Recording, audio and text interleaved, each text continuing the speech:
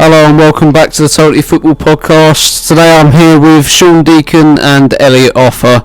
Today we're going to be discussing a couple of topics.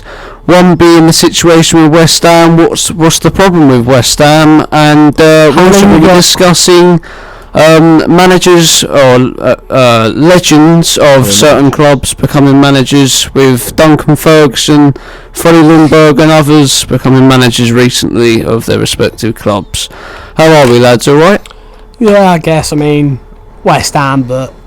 Yeah, doing well-ish. No. We can't even meme it at this No, I'm point. saying I'm doing well-ish. Oh, you're doing well, yeah. West Ham's doing awful. West Ham aren't. What do we think of the game last night, lads? We dominated for 60 minutes and still lost by 2 goals. That is ridiculous. We played sideways football the whole game. We didn't put any crosses in. It was atrocious, really.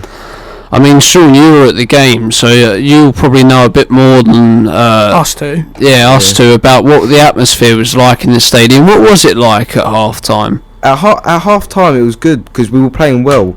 It was like not like I don't want to say hope, but basically hope, because we thought doing really well. Arsenal playing awful. We had them on the ropes, but then as soon as the first goal went in, everyone's heads drops, even the players. Then the second is like, oh, that's what we expected, and the third, gone. Everyone left. There was boos. There was. Yeah, but I can't blame them for booing. I can't blame them either. It's ridiculous. I was booing. It was like as soon as the first goal went in for Arsenal, heads dropped, all of them. It's very frustrating because I felt that we were playing some pretty decent football up until until Martinelli struck it in with his right foot. I found it so frustrating to watch because when you look at that first goal that we conceded with Declan Rice not tracking with his runner, if he got goal side, definitely could have stopped that goal, and at that point it would have been still 1-0 to us, and we could have gone up the other end and maybe taken one of our chances if we were able to put in a decent cross into the box, or any cross at all. We weren't clinical enough, and there were no crosses going in that actually got anywhere. It was just get to the box, then pass. I love Snodgrass, right? But he did not have a good time. He tried. He really did put in a shift, but he doesn't have the quality that other teams have. I love Snoddy, but he doesn't have the quality. No, I think he's lower end Premier League / Championship standard now. Well, he's a valuable asset for like any team. Yeah, because of his work rate, not because of his quality. In West Ham. But Yarmolenko wasn't even in the squad. Was that injuries? I don't understand why. I couldn't see anywhere about injuries. I haven't seen anywhere. I didn't see a thing. If he's been dropped, I think that he's been like our best player this season. He has. He's been our most consistent in an inconsistent team. Anderson, a lot of people are saying that he weren't putting in the work rate yesterday, but I thought first half he was tracking with his runners, putting pressure on the ball. Yeah, first half when we'd scored. Second half, goal went in, his head dropped. Like, do you know what I found frustrating with him? He will have space to run into, but he will take his time to run into it. There's no urgency on the counter attack, and with a player with his pace, he should have more urgency, if that makes sense. I thought he did reasonably well for an Anderson performance. When he got subbed off, he got booed, which I think was kind of unfair, but at the same time it's probably just a frustration the fans have taken out. Yeah, I think he's had the brunt of the frustration of the fans' problems, because I don't think Haller's had enough of it. I think a lot more has been put on Anderson. Because I think it's very easy to blame Anderson. Yeah, it is, because Anderson's a winger. You can see he's very clearly he's not trying, so he's... I disagree though, because in that first half I thought... in the first half, in the Arsenal boys, game... love and leave you, I've got a cut. See you later, Elliot, cheers. Sweet. Yeah, Elliot's just got to head off, he's got somewhere to be this week, so it's just me and Sean now, to all you listeners that are listening in. So you're saying that the atmosphere was good at half time. I mean, they all seemed to cheer. Arsenal fans looked, like they have been for the last few months, really. Arsenal, they were terrible. Yeah, they were. And And I was saying just before half time, we need to take one of these chances because we have Arsenal rattled, and I knew they weren't going to come out of the second half and be that bad. Yeah, we didn't take any chances. You know what? I think when I looked at our team, and I really do worry for us, especially if we don't sack Pellegrini within the next 2 or 3 weeks. I think we'll honestly go down. The difference between the Arsenal game is Arsenal were very clinical. They had 3 shots on target, scored every single one of them. Yeah, and I feel for I do feel for Pellegrini a little bit because I think the way we were playing, if you had told us at half time that would be 3-1 down within 20 minutes, I don't think anyone would have believed you. I thought we played with decent pace to our game, good passing moves, passing and moving. It was one of the better performances. Yeah, I thought that first really. half, I thought that was probably one of the best performances I've seen this season for a long time, ever since that Palace or Everton game where we started dipping a bit.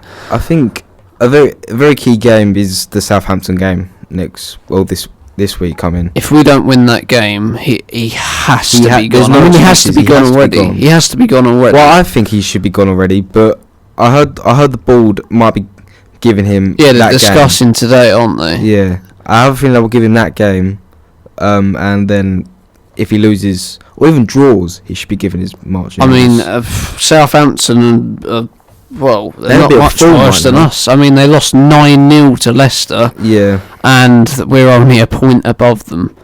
I mean, that just shows with the where team we are. have, Really. the money we spent in the summer, we should be pushing for Europa League. Yeah, no, we should be pushing for top 6. Let's be honest. Look, Yeah. I know I sound like a complete idiot because we're currently in 16th place, 1 point above the relegation zone, and you got all rival fans telling me that I'm delusional for thinking we should be challenging. We should be. We should. Look at the players we got: Anderson, Haller, Rice, Diop. They're all brilliant players. Before the season started, we were in the mix to try and break into the top 4 with Leicester and Everton. Well, Everton have done bad as well. With Everton, I think watching that game on Saturday, you saw that they wanted to play for the manager, they wanted to play for the badge, they wanted to play for the fans. They showed passion, they showed fight, desire, everything we're lacking at West Ham. They showed, and I was jealous. And they got that game from a change of manager. Yeah, I mean, did you see Duncan Ferguson hugging every ball boy there was in the stadium? I mean, picking them up. But I'd never, ever see Pellegrini even break. He wouldn't even fist pump or anything. When the third goal went in, he went and sat down at the bench. Yeah, I know. You can't be doing that. I think as you said earlier when I was talking to you. You made a good point in saying he definitely sounds and looks like a very defeated man. He's very defeated. I think he knows he's got to get the sack. Yeah, I just... after a certain while, I mean, I'd understand it, right? I'd have a lot more respect for him if he had tried 3 or 4 different systems and none of them were working out for him. But he hasn't... He's been so stubborn, he hasn't been open to change, and in the situation we're in now, you have got to be open to change. I don't think he's the right manager for West Ham, because West Ham need a manager that will just kick them when they're down. Motivate the players. Yeah, motivate them. He's not that sort of manager. I mean, just looking at him, it doesn't really motivate me to want to do anything. You know, it makes me... What motivates me to just want to not look at him, I'll be honest with you.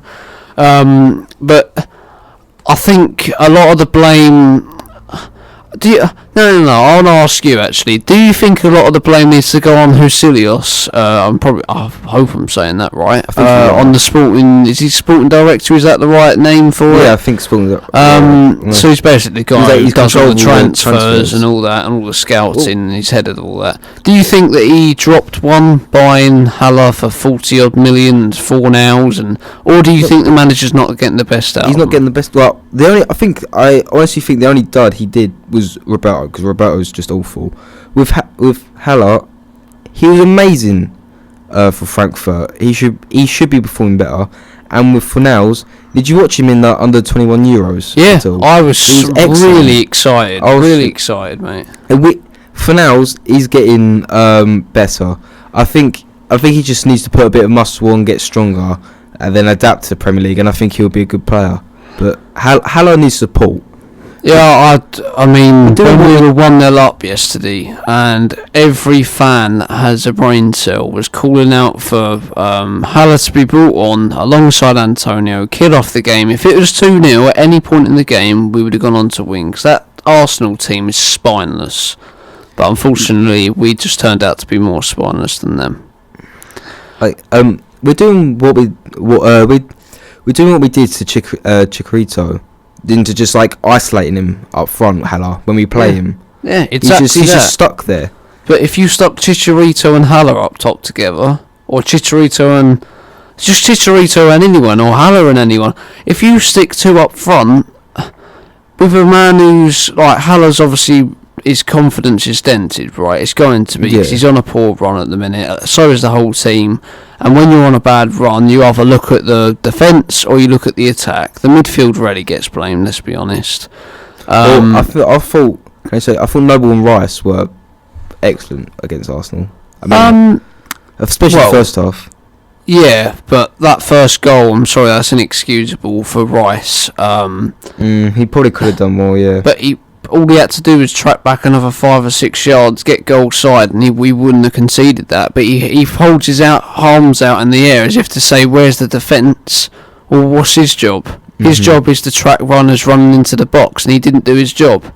So you can't be looking at other people and saying what you're doing when you're not doing your own job. So I think, yes, I absolutely love Rice, and there's talk of him going to Chelsea. Obviously, one of our tutors, Blake, he says he knows inside sources about him going to Chelsea. I don't know how much truth there is in that. Well, there's also rumours he's going to go to Man U. I don't know if he's going to leave, but I mean, if he think he'll leave if we don't at least get like mid-table. No, if he did leave, it'd make sense for him to go to Chelsea. You got Mason Mount there, best mate since he was very young. Man United, what is the attraction? What, they've won 20 league titles? What is I don't think Man U fans want him. What is the attraction of Man United? If you're a Man United fan, make sure you let us know in the comments. I want to know, what is the attraction of Man United other than we've won 20 the attraction of Man United is just that it's Man United. But what do you achieve by going going attraction to right now, except from it's Man United? But like what I don't one of get the is biggest clubs in the world. what is the attraction of going to a club where they're not going to compete because they're not good enough? No. They're not run efficiently enough. The manager's not a winner. It's clear. So, I really do like Ollie. He's an honest guy. He wants the best for the club. And I'm not even a Man United fan, so for me to like him is a bit strange, you could say. But I admire how courageous Ollie's been, introducing youngsters into the team and basically giving Rashford a bit more freedom than what Mourinho was, for example. A lot of the time, Mourinho didn't even play Rashford. He stuck Martial up top, which has kind of worked out-ish. I mean, they're sitting in 5th at the moment. Well, I mean, I think Ollie's done an okay job at this moment, because I think if they can just do better against the lower league side, they'll be flying, because they're against the top 6.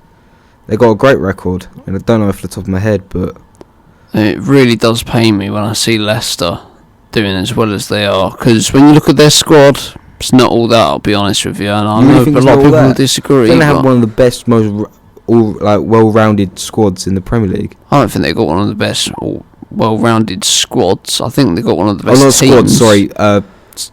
First 11. Yeah, squads. But when I look at the likes of Johnny Evans and Soyuncu, would I expect that to be in second place? Not really.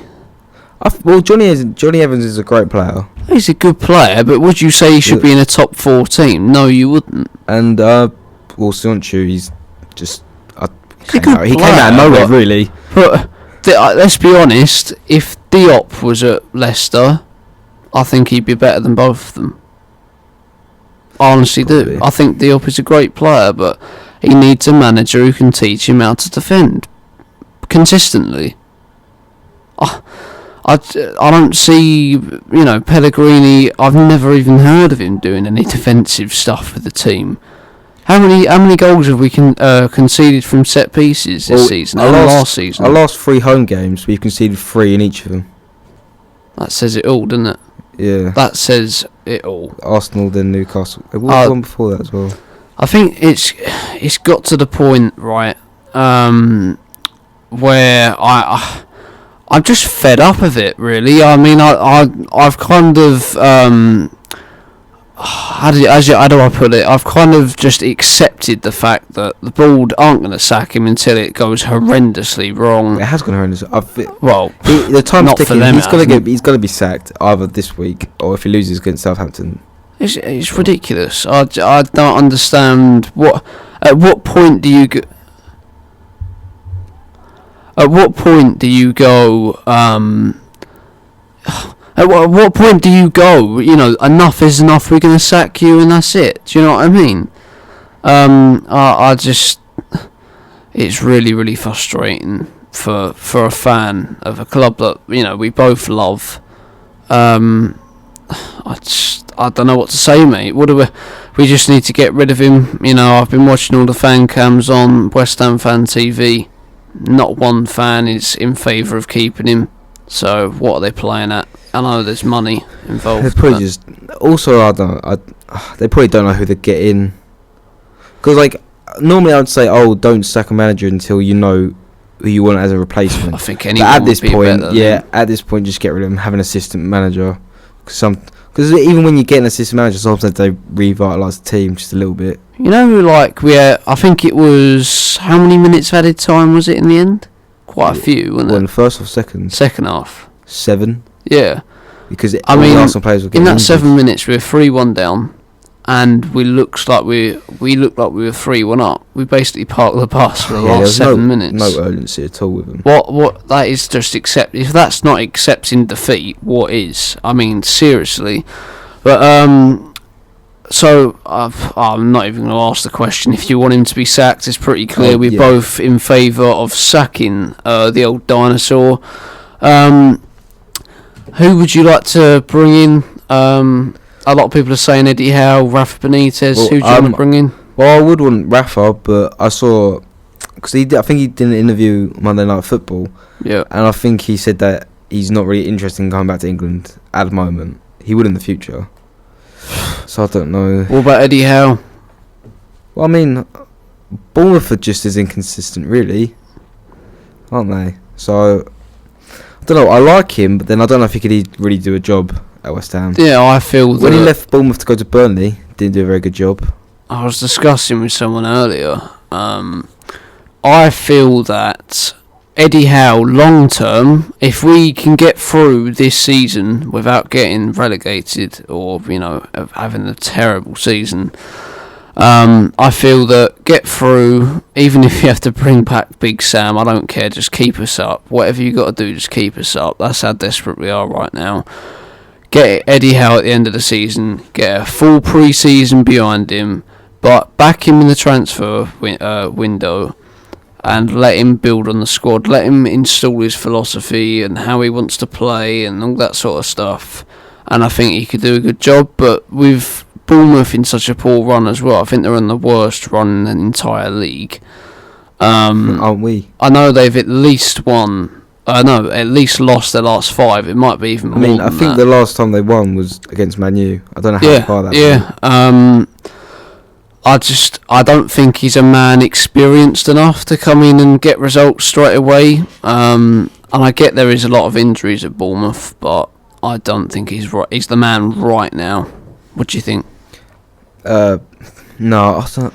Yeah, probably long term, but not right now. I don't think he'll be the person to keep us up.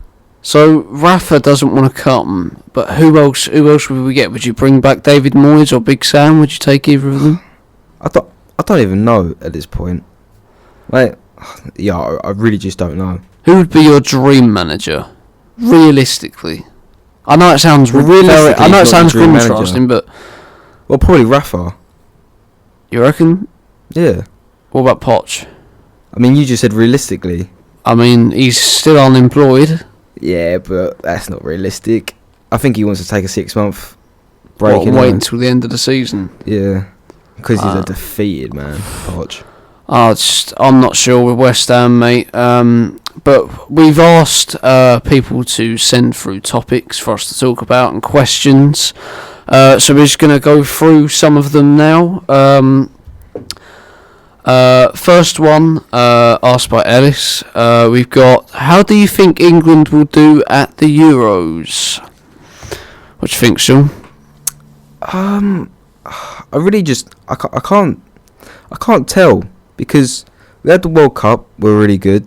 But in the qualifiers, we didn't look all that convincing some of the time. And like, I think Gareth Southgate still has a lot of like things he needs to iron out in the England squad. Like even his starting 11, even his squad, because there's so many like young players coming through. Yeah. And then you got Dele Alli, who's now getting back into form. You got so many players in the attack mid role. So I think he's still yet to find out what his best 11 is, don't you? I don't think he even knows the best way to really play England at the moment. Like in the World Cup, doesn't have a clear system, does he? No. And I think that's my main problem with him. I think he's done a brilliant job. I honestly do. And I know a lot of people, when I say that I don't think he's the right man for the job long term, start getting on my back and saying that I'm disregarding what he's done over the last couple of years. But I do think he's done a brilliant job. But I think the main problem he's got is that if he's going to pick off a form, he can't keep on switching and changing everything. Because if he wants a clear system that he wants to work on over a period of time to go into the Euros, you can't be bringing players in and out depending on their form. Like, there's some players that just work brilliantly for him, like Barkley. So like, I feel like Barkley should definitely be in the squad, even though he's probably not the best for Chelsea. He's great for England. Yeah, I totally agree. But like, when you've got players like Grealish, I think Grealish would be perfect alongside someone like Barkley. But then you've also got Mount, you've also got Maddison, you've got Ali. Yeah, Ali. Who do you pick? Who would you, out of, if you could only pick two of those so-called number 10s? I know Grealish has been playing in the number 8, but who would you pick if you could have two? So you have what, Winks and Rice as the holding midfield players. What is our system? Yo, I don't actually even know. So let's just say you can choose two number 10s to go in that team. Who would they be, and why? Probably Maddison, because I just really like Maddison. I think he's a great player, and I don't think he's been given enough of a chance in the England squad. No, not at all. Not at all. And then it's just a toss-up between Ali or Grealish for me. I don't think I rate Mount that much. Yeah, I think he's slightly overrated. And those Chelsea fans are going to want to behead me after listening to what I just said there.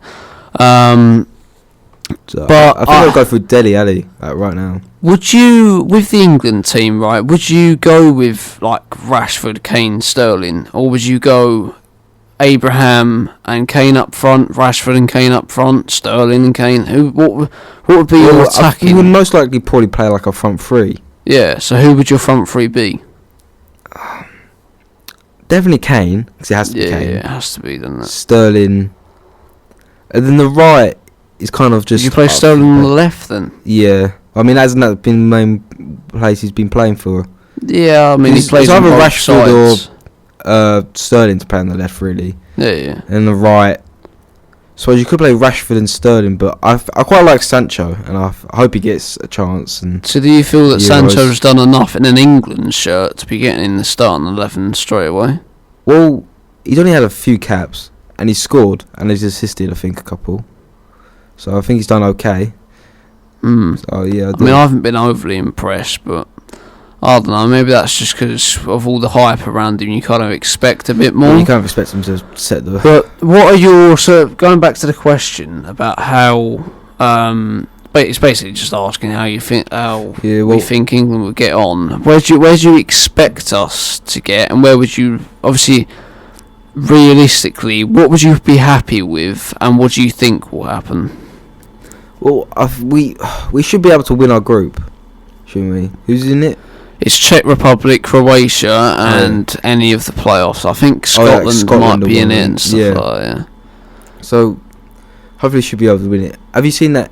Like, it's just like the World Cup. If we finish second, we get an easier run. But really, yeah. Oh, but I still think just try and win, and then just try and win every game, no matter what. I mean, I'd rather get the big teams over and done with. I don't know. I really don't know where we'll place, but I just want them to give 100%. Then I'd be happy with it.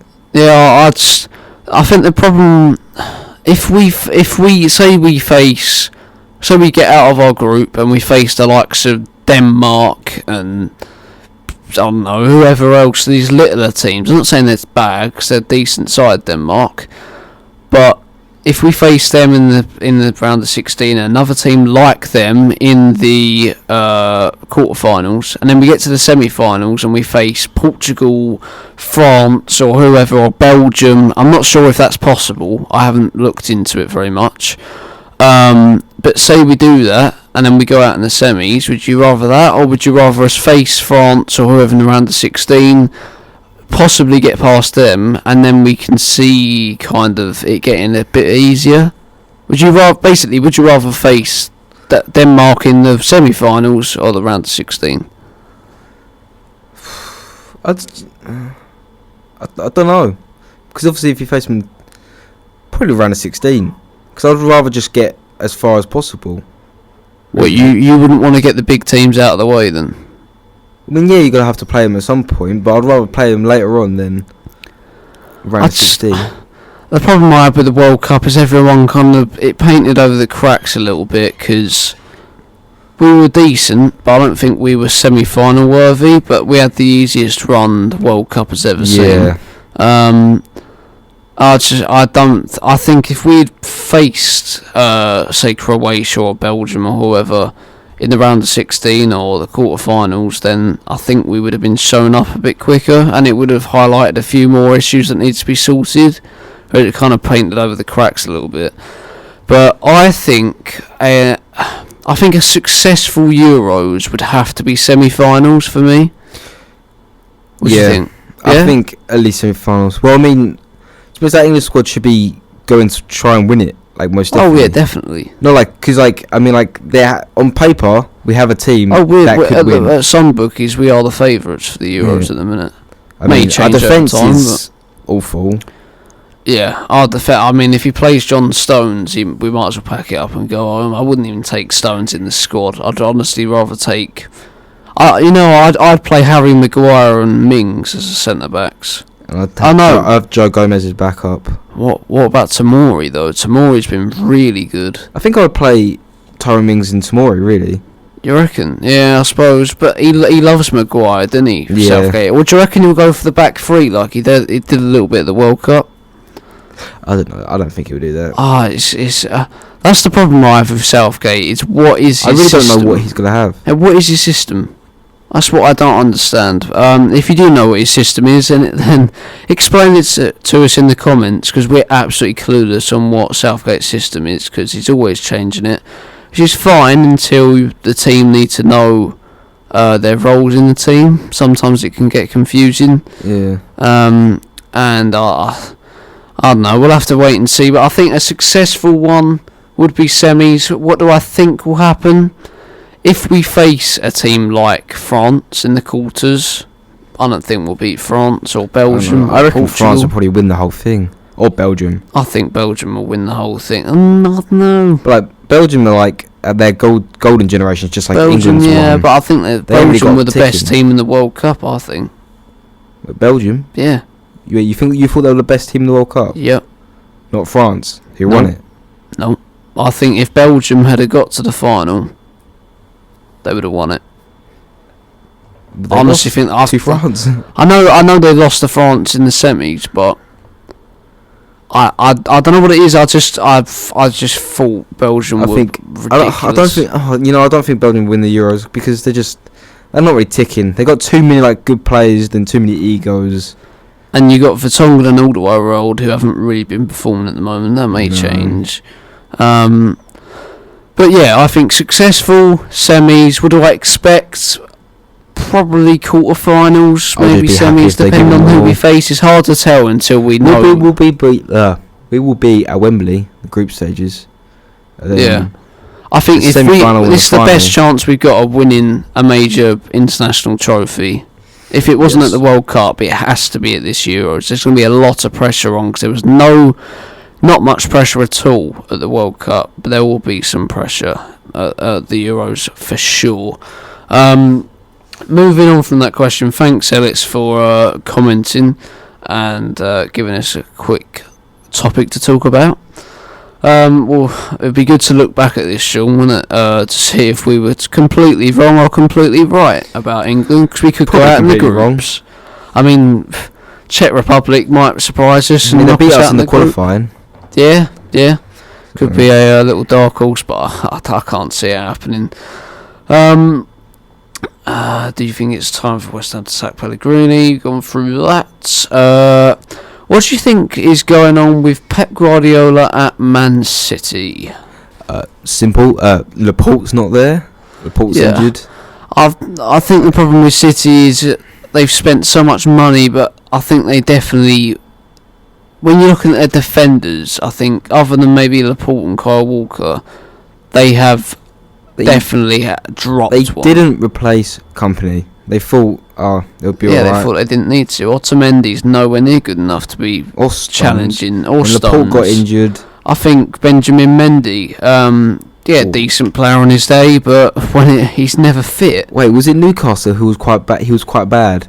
Oh, mate, Like he was terrible. the Man City fans were wanting in his head.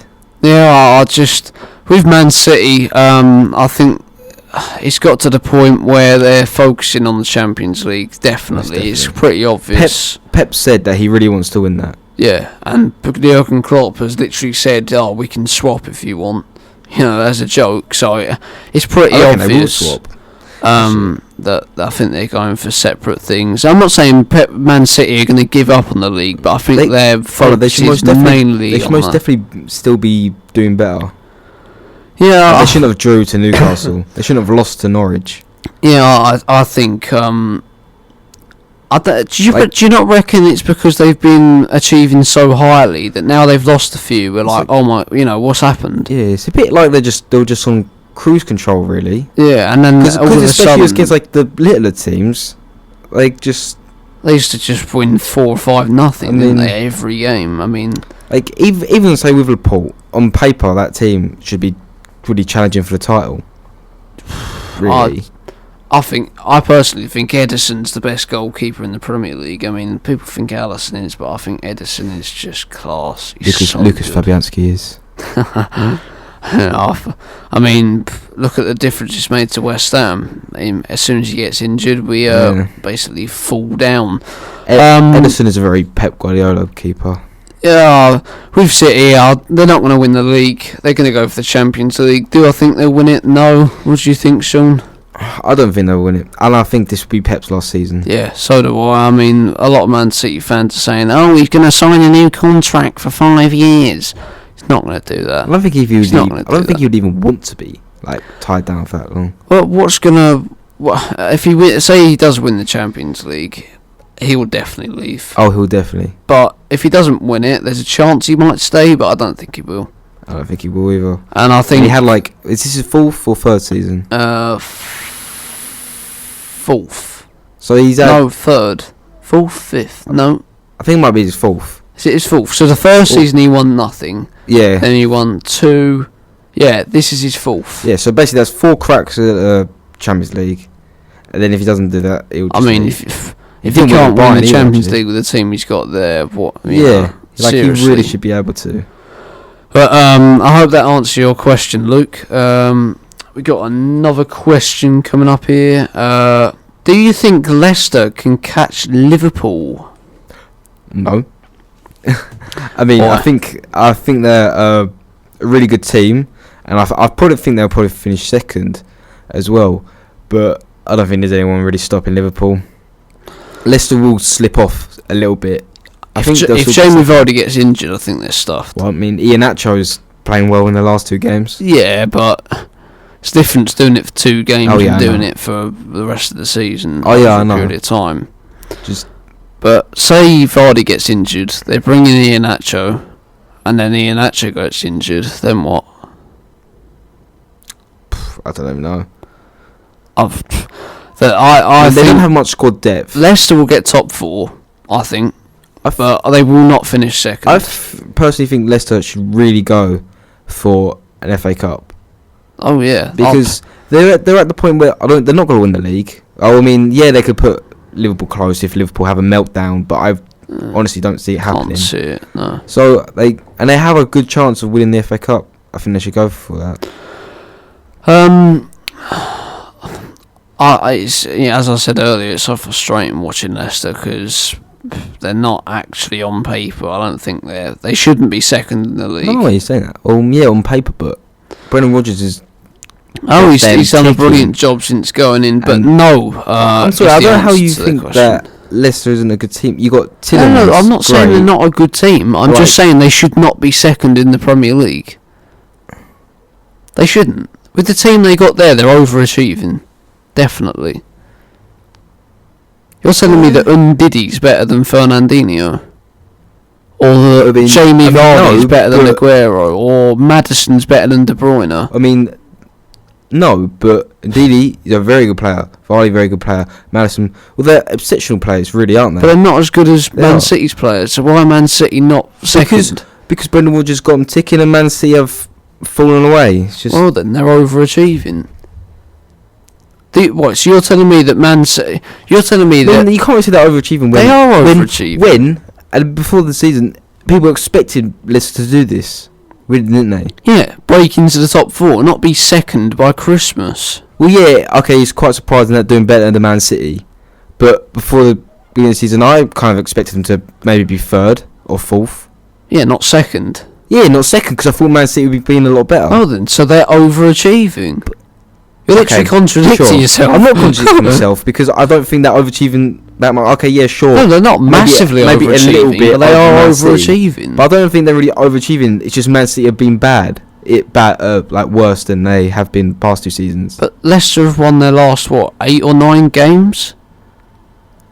But the squad they got there's no way that anyone would have thought that. They are overachieving. I'm not saying that's a bad thing. That's a brilliant thing. I wish West Ham were overachieving.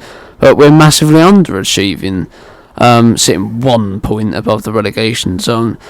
If there are any Leicester fans, I probably doubt it, because we don't have that big of an audience at the moment. Hoping to build it up. But if you are a Leicester fan, or you know a Leicester fan, make sure you let us know your thoughts. You what? My dad's a Leicester fan, because he comes from Leicester.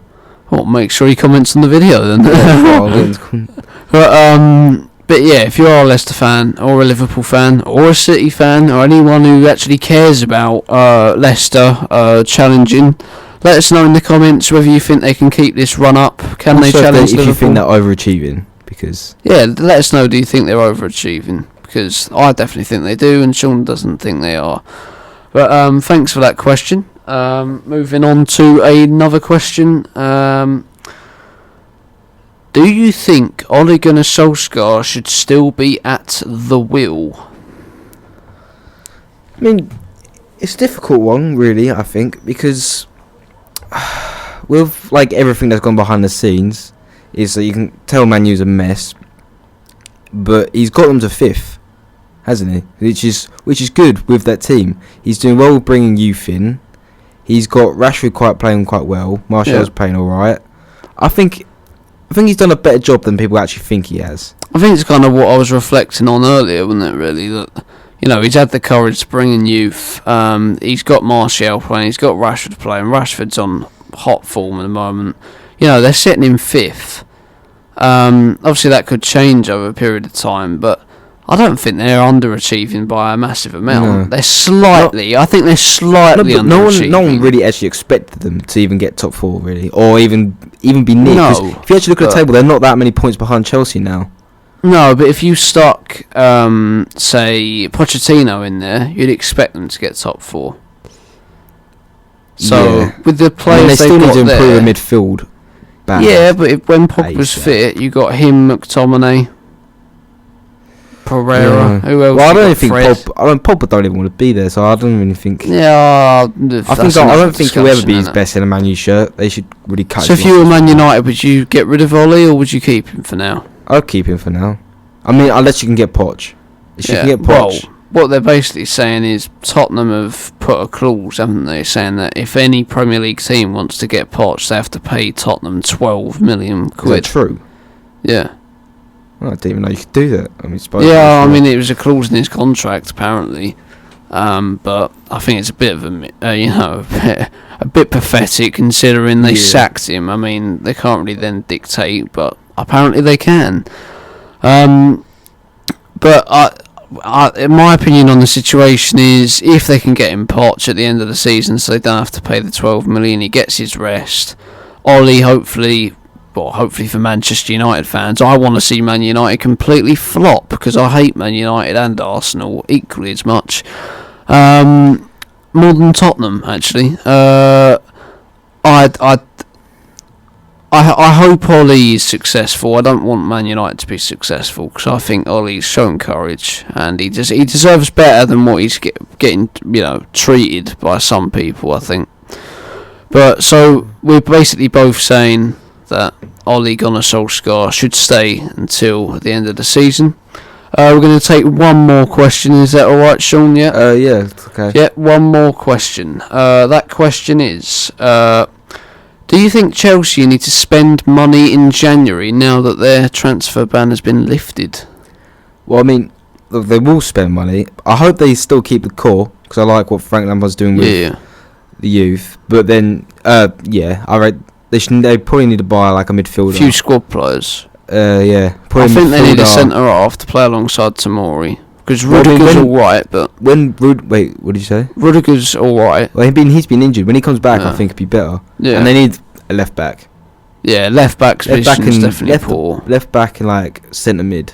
What? I think To play alongside who? Kante, Kovacic, Jorginho, Kovacic. Well, I mean, Mount.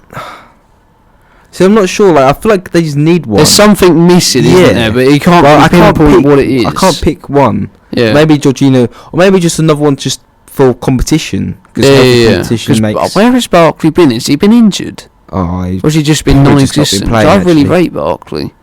I rate him, but not ready for Chelsea. Well, any Chelsea fans listening, let us know. Do you think you need to spend money? Sean is saying yes. Only on squad players, really. Maybe a midfielder and a left back. Most definitely left back. Yeah, I definitely think left back is the only obvious position. Maybe a backup striker, because they're not very keen on Giroud. They should give Batshuayi so much more. I like Batshuayi. Yeah, he has a good goal to game ratio. Giroud is going to go to Marseille, probably. Yeah. Like, he's not really Premier League quality anymore, is he? I think he is, just I not think he is, Chelsea definitely not quality. the Chelsea. No, not Chelsea quality. I'll take him at West Ham. Oh no, yeah. I mean, like, top 6 quality, and I think he wants to go back to like France anyway. Yeah, I think he's got to the point of his career where he wants to just settle down and earn a bit of money before he retires. But anyway, if you are a Chelsea fan, let us know what you think about the transfer ban being lifted. Do you need to sign players? If so, what players would you like Chelsea to bring in? Thank you everyone for listening. That's it from me, Harrison Derlin, and also from Sean Deacon. Thanks for joining us, Sean. Thank you. And we'll talk to you another time. Make sure you go and follow Totally Football Podcast Instagram, and send loads of topic ideas and questions that you want us to talk about in the next show. Thanks for listening, and we'll see you next time. See you later.